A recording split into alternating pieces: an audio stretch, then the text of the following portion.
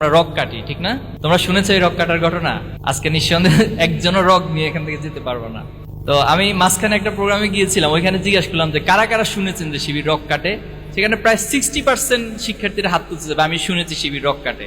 তো শিবির রক কাটে এটা জেনে শুনে শিবিরের প্রোগ্রামে এভাবে আসা, এটা তো অনেক বড় সাহসিকতার বিষয়। মানে কম সাহস হলে কি এটা সম্ভব যে জানি যে একজন লোক রক কাটে, অথচ তার প্রোগ্রামে এসে আমি খুব সাবলীল ভাবে বসে আছি? তাহলে আমাদেরকে নিয়ে এই ধরনের মিথ্যাচার অতীতে অনেক হয়েছে, এখনো পর্যন্ত হচ্ছে, এখনো নতুন নতুন শব্দের আমদানি করে আমাদের জন্য।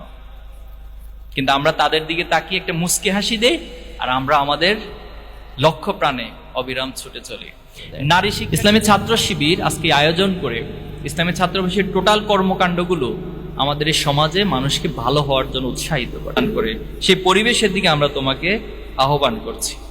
আমরা শুধু তোমাদেরকে এই প্রোগ্রাম না, শিক্ষা প্রতিষ্ঠানে একটা ভালো পরিবেশ, খেলার মাঠে একটা ভালো পরিবেশ, প্রত্যেকটা জায়গায় একটা ভালো পরিবেশের মধ্য দিয়ে আমি যেন আমার একাডেমিক এবং ভালো রেজাল্ট করতে পারি, সমাজে অর্জনগুলো সবগুলো করতে পারি, আবার সবচেয়ে ভালো মানুষ হিসেবে, নৈতিক মানুষ হিসেবে নিজেকে প্রতিষ্ঠা করতে পারি। এই শিক্ষাগুলো হচ্ছে ছাত্র শিবির আমাকে দিবে। ছাত্র শিবিরেরকে একটা শিক্ষার প্রতিষ্ঠান বলা হয়, এটা এক্সেপশনাল, এটা ইন্ডিপেন্ডেন্ট শিক্ষার প্রতিষ্ঠান বলা হয়। আমরা মাঝখানে অফিসে বসাছিলাম, কেন্দ্রীয় অফিসে, তো একজন মা তার 2জন সন্তানকে নিয়ে আসলেন।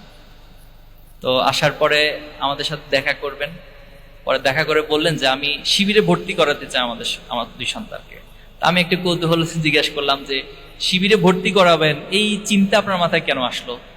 তো বললে যে আমি তোমাদের অনেকগুলো ইউটিউবে ভিডিও দেখেছি, তোমাদের কার্যক্রমগুলো দেখেছি, তোমাদের ওয়েবসাইট থেকে তোমাদের সিলেবাসগুলো সব আমি দেখেছি। আমাদের সিলেবাসও কিন্তু আছে একজন শিক্ষার্থীকে কিভাবে করে নৈতিক উন্নত করতে হয়, এই সমাজের জন্য, রাষ্ট্রের জন্য গড়ে তুলতে হয়, সেসব কারিকুলাম আমি দেখেছি। আমার কাছে মনে হয়েছে এটা এক ধরনের শিক্ষা প্রতিষ্ঠান। আর আমি যদি আমার সন্তানকে এখানে ভর্তি করাতে পারি, আমার এই উপলব্ধি হয়েছে যে তারা সবচেয়ে নিরাপদ থাকবে, তারা ভালো পরিবেশটা পাবে, তারা এই সমাজের নষ্টামির মধ্যে নিজেকে জড়িয়ে যাবে না। তাহলে আজকে অভিভাবকদের যে আশা প্রত্যাশা ছাত্র শিবিরের প্রতি, সে দায়বদ্ধতা থেকে আমরা কাজ করে যাচ্ছি। আমাদের নিয়ে অনেক প্রোপাগান্ডা আছে, আমাদেরকে নিয়ে অনেকে অনেক মিথ্যাচার করে থাকে। এই শিক্ষার্থীদের বিষয়ে আমাদের বিষয়ে প্রোপাগান্ডা হয়, আমরা নাকি তাদের প্রতি বিদ্বেষ পোষণ করি। অথচ ইসলাম নারীদেরকে সবচেয়ে সম্মানিত করেছে। আপনি যদি জাহিলিয়াতের সে সময়গুলোকে স্টাডি করেন, ইসলামের পূর্ববর্তী সময়গুলোকে, নারীদেরকে একেবারে একটা বস্তু হিসেবে, একটা প্রোডাক্ট হিসেবে চিন্তা করা হতো।